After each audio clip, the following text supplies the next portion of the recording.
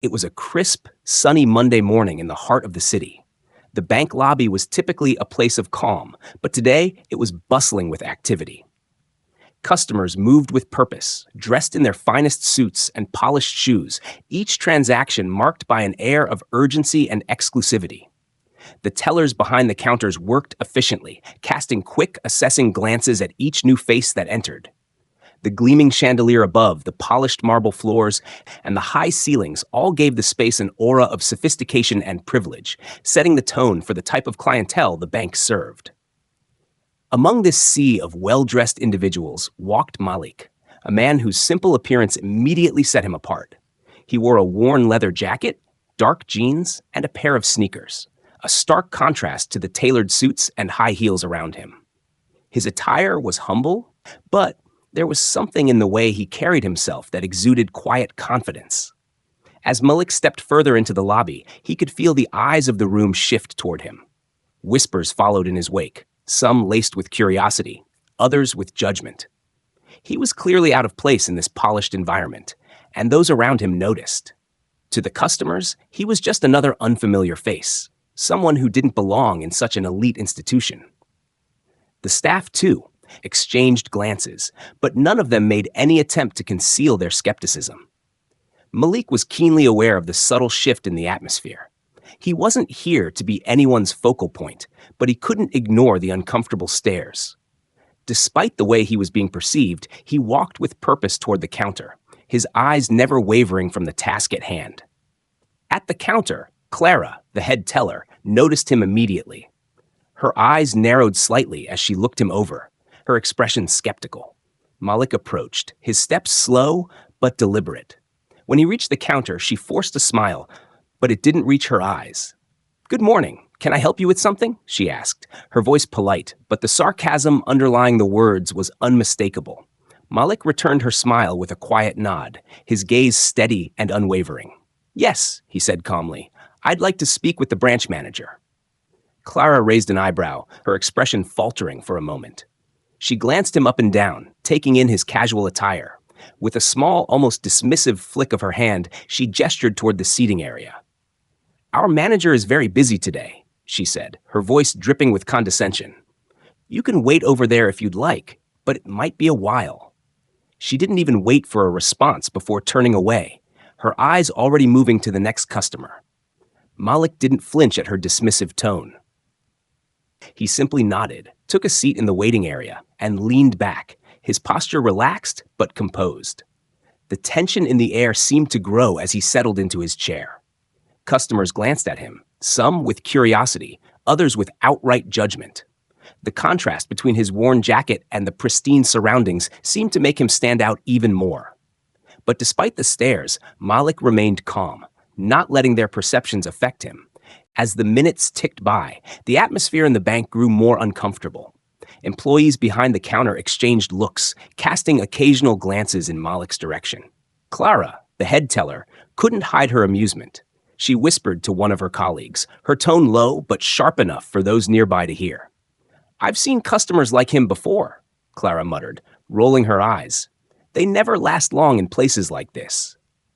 Her colleague stifled a laugh, and Clara's gaze shifted back to Malik, who remained unmoved, his eyes steady as he waited patiently. The longer he sat there, the more Clara's irritation seemed to grow. She had dealt with out-of-place customers before, but there was something about Malik that made him particularly frustrating. She could tell he wasn't one of the regular high-end clients they served, but would it matter? He was just another person in the lobby, waiting his turn. Several more minutes passed, and still no one acknowledged Malik. Clara's forced smile never wavered, and she kept herself busy with the other customers. Eventually, she returned to Malik with the same feigned politeness she had earlier. "Are you here to open an account?" she asked, her voice sweet but dripping with sarcasm.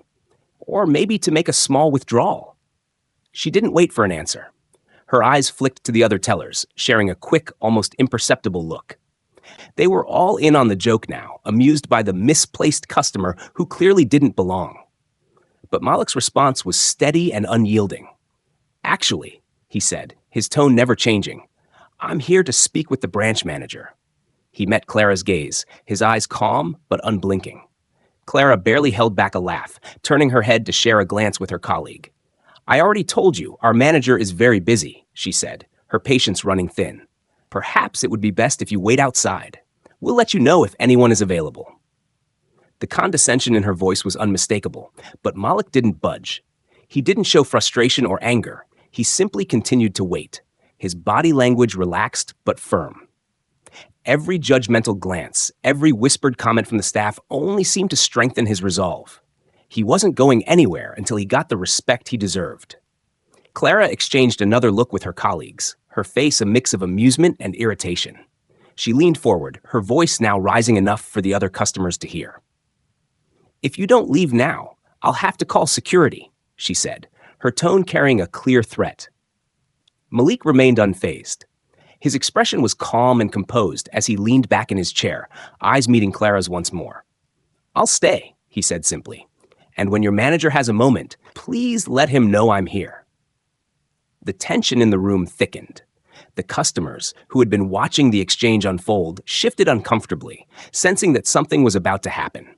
Clara, however, didn't seem to care. She turned back to her work, dismissing him as if he were nothing more than a nuisance.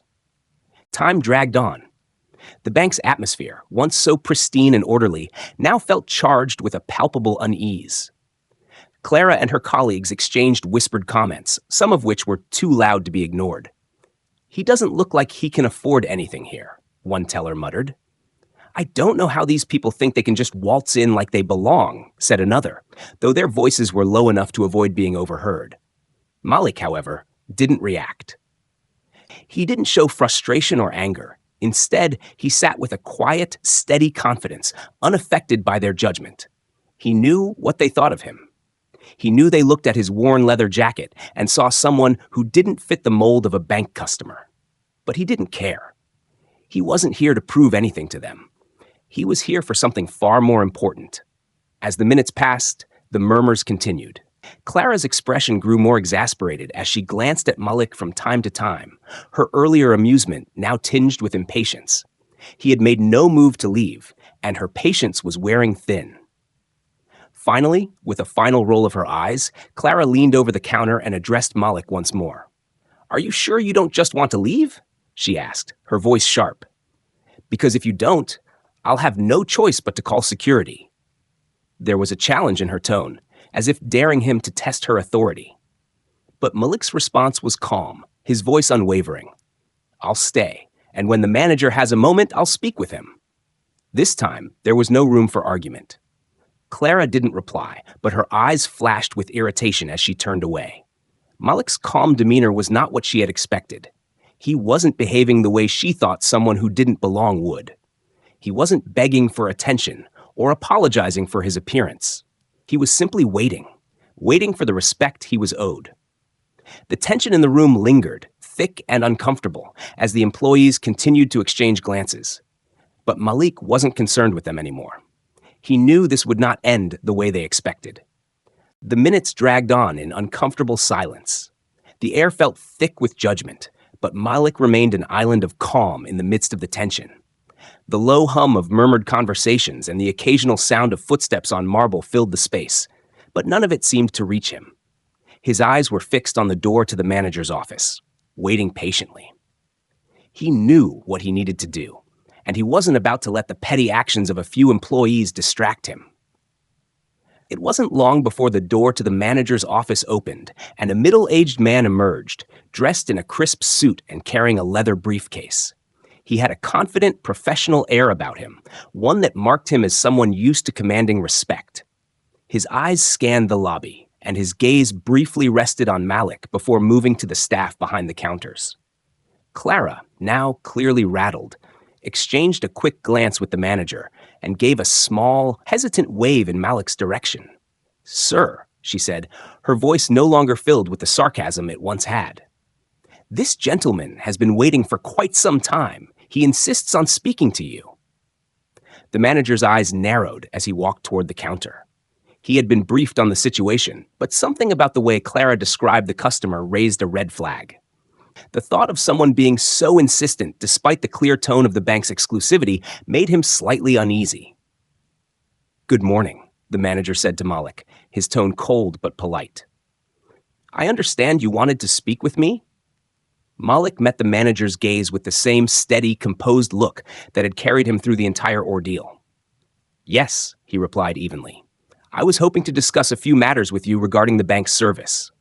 The manager looked down at Malik's attire, his expression shifting slightly. A subtle flicker of doubt crossed his face. Well, he began, clearly trying to maintain his professional demeanor, we do value customer feedback here, but as you can imagine, we usually deal with clients who are more. He paused, searching for the right word, but his eyes betrayed his assumptions. Familiar with our services. Malik's brow furrowed slightly at the insinuation, but he did not rise to the bait. Instead, he leaned in just a little, making sure his words carried the weight he intended. I think you'll find that I'm very familiar with the services you offer, and I would appreciate it if you didn't make assumptions about me based on my appearance. The manager was momentarily taken aback. He cleared his throat, trying to recover his composure. Of course, he said, his voice now tinged with a hint of embarrassment. Let's discuss what's on your mind. But even as he spoke, he couldn't shake the uneasy feeling that this interaction wasn't going to go as he had expected. As the manager motioned for Malik to follow him into his office, the other customers in the lobby fell silent, their eyes darting between the scene unfolding before them. The air was thick with curiosity, and a few of them leaned in to whisper among themselves. No one seemed willing to speak openly, but the shift in the room was undeniable. Malik, who had been dismissed and disregarded only moments ago, was now the focal point of attention. The manager's office was sleek and modern, with polished wood furniture and a large, imposing desk that seemed to dominate the room. Malik took a seat across from the manager, his posture still relaxed, but his presence unwavering. The manager, trying to maintain his authority, settled into his chair and steepled his fingers, looking across the desk at Malik. So, the manager began, his voice no longer dripping with the polite detachment it had carried moments ago, what is it you wish to discuss? He still couldn't completely shake the feeling that this was going to be an uncomfortable conversation. Malik didn't hesitate. I'd like to make some changes, he said simply. The manager raised an eyebrow, clearly puzzled. Malik's tone was so calm, so confident, that it didn't make sense to him. What changes could someone like Malik, someone clearly out of place in this high-end establishment, possibly want? I'm the new owner of this bank, Malik continued, his voice steady, but the words hit with the force of a sledgehammer. And I don't take kindly to the way you and your staff have treated me. The manager's face froze. For a moment, there was an uncomfortable silence, the reality of the situation slowly settling in. He blinked, once, twice, and then laughed nervously, as if he thought Malik was joking. The new owner? He echoed, his voice incredulous. That's a good one. Are you telling me that you own this bank? He tried to sound skeptical, but the uncertainty in his voice betrayed him. Malik remained calm, not giving an inch. Yes, he said simply. I do, and I'm here to let you know that the way you and your staff have been treating people, especially people like me, will no longer be tolerated. The manager was speechless for a moment. He looked down at the desk, trying to compose himself. This couldn't be happening. He had made countless assumptions about this man, his appearance, his demeanor, his place in the world. But now, they were all crumbling before him. The notion that Malik could be the new owner, the very person he had dismissed and belittled, was almost too much to bear. As the manager continued to sit there in stunned silence, Malik didn't give him the opportunity to recover. He knew how this would play out, but he wanted to make sure the message was crystal clear. The balance of power had shifted, and it was now his turn to make the rules. Let's get one thing straight, Malik said, his voice calm but firm. The way you treat your customers, your real customers, will be changing. I will no longer tolerate the type of behavior I witnessed out there. He gestured toward the door, where Clara and the other tellers had watched the exchange from behind the counter. You'll be rethinking your staff's attitudes and ensuring that everyone here gets the respect they deserve, no matter who they are or how they look. The manager swallowed hard. He had no idea what to say. He could feel the ground beneath him shifting. The sense of superiority he had always held in this bank, the belief that people like Malik didn't belong in this world, was crumbling before him. The realization that Malik was in a position of power, the one thing he had assumed was a joke, was impossible to ignore. "I understand," the manager said slowly, the words coming out more like an admission of defeat than anything else. I'll speak with my staff. We'll make sure that everyone is treated with the respect they deserve." The words were almost rehearsed, and it was clear that the manager was trying to salvage whatever dignity he could in the moment. But deep down, he knew he had lost. Malik's expression softened, but only slightly. "Good. I expect changes to be made immediately. I'm watching." The manager nodded, feeling a cold sweat forming on his brow. He wasn't sure how things had spiraled so quickly, but one thing was clear. Malik had the power now, and he would have to play by his rules. As Malik stood to leave, he paused for a moment, his eyes locking with the manager's. "Oh," he added casually, "and Clara, she'll be getting a new role here. She's not fit to be in a position of customer service." The manager nodded again, not daring to argue. He could only watch as Malik walked out of the office, the weight of his words echoing in the now empty space. When Malik stepped back into the lobby, the atmosphere had changed. The quiet murmurs had stopped, replaced by an uneasy silence. He walked with purpose, his every step a reminder of the power he now held. The customers, the tellers, everyone in the room knew something had shifted, and they were all watching closely to see how things would unfold from here. As Malik walked back into the lobby, he could feel the eyes of the employees and customers on him. It was the kind of attention he had never sought, but it was undeniable now. His footsteps seemed to echo in the large open space, carrying with them a message of unspoken authority. The room had shifted. No longer was he the quiet, unassuming figure who had been dismissed at the counter. Now everyone knew that he was someone to be reckoned with. The manager emerged from his office shortly after, his expression one of forced professionalism, but there was a distinct look of defeat in his eyes. He wasn't just a manager anymore. He was a man who had just learned that the rules had changed, and he wasn't sure how to play in this new world. Behind him, Clara followed, her posture stiff and uncomfortable, as if she knew her fate had been sealed. Her once confident demeanor had been replaced by a visible unease, the weight of her actions now bearing down on her. As she glanced around the room, her eyes avoided Malik's. She could feel the tension that had crept into the atmosphere, a silent acknowledgement that her treatment of Malik would no longer go unpunished. "Thank you for your patience, sir," the manager said, his voice polite but strained. "We'll ensure that things are handled properly from here on out." There was a forced humility in his tone that didn't quite match the air of authority he had carried before. "I hope you feel that your concerns have been addressed." Malik gave a curt nod but said nothing. He wasn't interested in polite reassurances anymore. He had made his point clear, and now it was time for the changes to unfold. As he turned to leave, he glanced at Clara one last time. She was still standing at the counter, her shoulders slumped in resignation. "You'll be reassigned," Malik said, his voice quiet but final. "I expect you to take your new role seriously." Clara nodded, though the words felt hollow to her. Her pride had been wounded, and it was clear that she wasn't ready to accept the reality of what had just happened. Her initial smugness had evaporated, replaced by a sense of shame that she couldn't escape. As Malik made his way to the door, the lobby's atmosphere remained charged, with whispers beginning to circulate among the remaining customers. They had witnessed a dramatic shift in power, and many of them seemed to realize that they had been part of something significant. They would talk about the day that the quiet man had walked into the bank and, with a few words, had transformed everything. The ripple effect of Malik's actions was just beginning. Once Malik stepped outside into the crisp morning air, the cool breeze felt like a cleansing force. He was no longer the man who had been underestimated. He was the man who had taken control, and the power he had just exerted was something that left him feeling invigorated. He had long known the importance of commanding respect, but today he had done so with precision. His phone buzzed in his pocket, snapping him back to reality. The screen lit up with a message from his assistant, Elena. It was brief but clear.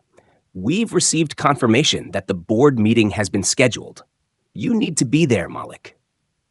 Malik's mind immediately shifted focus. There was no time to bask in his victory. There were bigger battles ahead. As the new owner of the bank, he had more work to do. The changes he had started today were only the beginning. His vision for the bank and the changes he planned to make required careful strategy and execution. He texted Elena back, his response, short and direct, "I'll be there." The message was sent, and as Malik walked to his car, he could feel the weight of the decisions ahead of him. The power dynamics inside the bank had shifted, but now he needed to turn his attention to the larger structure that ran behind it. The board of directors, the high-level executives, the institutional interests that had for so long controlled the bank. The boardroom was sleek, formal, and intimidating. Large windows let in the morning light, casting long shadows across the polished table in the center of the room. Malik sat at the head of the table, his posture impeccable, his demeanor calm but commanding. Across from him sat the board members, a mixture of older men and women who looked like they had seen it all, powerful, experienced, and accustomed to getting their way. The air was thick with tension as they waited for the meeting to begin. Malik had already made it clear that the changes he had started in the bank's operations were just the beginning. This meeting was a different kind of battlefield, and he was ready to show them who was in charge. As the CEO of the bank, Richard Hampton, a man in his mid-50s with graying hair and a stern, calculated expression, called the meeting to order, he couldn't hide his apprehension. He had heard rumors about Malik's methods and his vision, but nothing could have prepared him for the reality. This was a man who wasn't interested in playing by the rules. He was interested in breaking them. "Mr. Reynolds," Hampton began, his voice stiff but courteous, "we appreciate you taking the time to join us today. We've all read your proposals, but we'd like to discuss them further and ensure we are all aligned in terms of strategy moving forward." Malik didn't rush to respond. He took his time, letting the silence stretch for a moment longer than comfortable. His eyes scanned the faces around the table, each one wary, each one wondering what he would do next. They were trying to figure him out, but Malik was a step ahead. "I'm not here to align with you," Malik said, his voice low and measured. "I'm here to take control of this bank and steer it in a new direction. The old ways don't work anymore. The world is changing, and you're either going to keep up or you're going to be left behind." A murmur of disbelief rippled through the room. Some of the board members exchanged nervous glances, while others seemed more intrigued than upset. But Hampton's face darkened. He was not a man who liked to be threatened. "Mr. Reynolds," Hampton said, his tone turning colder, "you may own this bank, but that doesn't mean you understand how it operates. There's a reason we've been successful for so long. You can't just waltz in here and expect things to change overnight." Malik's eyes narrowed slightly, but he remained calm. "I don't need to understand how it's been operating. What I need to understand is why it hasn't been growing. Why haven't you brought this bank into the modern era? Why hasn't it been evolving to meet the needs of people like me?" He leaned forward, his gaze fixed on Hampton. "I want answers, and I want them now." The rest of the board grew silent, unsure of how to respond. Hampton cleared his throat, attempting to maintain control. But it was clear that the power dynamic had shifted yet again. The old guard was no longer in control, and Malik's vision was now the one that mattered. The next hour was a battle of words, with Malik systematically dismantling the arguments and strategies the board had relied on for years. He wasn't just attacking the way things were. He was presenting a new future, one that they could either embrace or fight against. He didn't have time for half measures or indecision. He wanted results, and he was making it clear that if the board couldn't keep up with him, they would be replaced. By the end of the meeting, Malik had secured a series of commitments from the board. They would begin implementing his proposals immediately, revamping customer service, modernizing their digital platforms, and embracing a more inclusive, progressive approach to banking. The changes were sweeping, and it was clear that the board members had no choice but to accept them. As the meeting adjourned, Richard Hampton stood up slowly, his face a mixture of resignation and reluctant respect. He knew that Malik had outplayed them all. The question now was whether they could survive the changes he was bringing. Malik didn't linger after the meeting. He had already won. His vision for the bank was now set in motion, and he would be watching closely to ensure every detail was executed. As he left the boardroom, the board members sat in stunned silence, realizing that they had just been swept aside by a man they had underestimated. Malik's power was no longer a quiet force. It was now undeniable.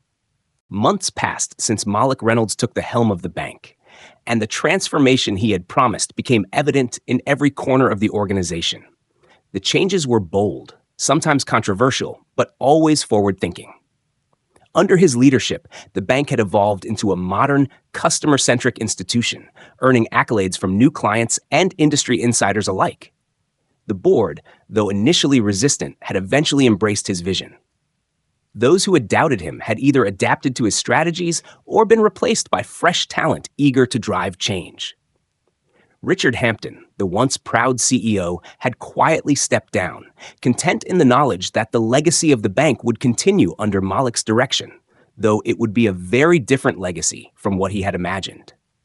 Clara, the once arrogant employee, had been reassigned, as Malik had promised, but the role she found herself in was not one of power or influence. She had been forced to confront her own weaknesses, her biases, and the reality of her actions. It was a humbling experience, but it became clear that in time, she would have to decide whether to truly change or to continue living in the shadow of her own regrets. As for Malik, he stood at the forefront of the bank's future, a future he had not just inherited, but reshaped according to his own principles. His success was no longer about proving his worth to others. It was about creating something lasting, something that would help the community he had always envisioned. One evening, as the city's skyline lit up the night, Malik stood by the window of his office, looking out over the bustling streets below. He thought about everything that had led him here, the challenges, the struggles, the moments of doubt. But most importantly, he thought about the power of change, the kind of change that wasn't just about financial success, but about integrity, fairness, and the courage to break away from the norms. With a quiet smile, Malik turned away from the window and sat back at his desk. The work wasn't over, not by a long shot. But he had begun something much greater than himself, a new era, one that would inspire others to follow his lead. He had taken control, not just of the bank, but of his own destiny. And in doing so, he had proven that even the quietest man can change the world. Thank you so much for taking the time to listen to the full story and watch the video. We truly appreciate your support and hope you enjoyed the journey we shared with you today. If you liked the story, please give us a thumbs up and don't forget to hit the subscribe button so you never miss out on our future content. Your feedback and engagement mean a lot to us. Feel free to share this video with your friends and stay tuned for more inspiring and thought-provoking stories. Thank you again for being with us, and we look forward to bringing you more amazing content soon.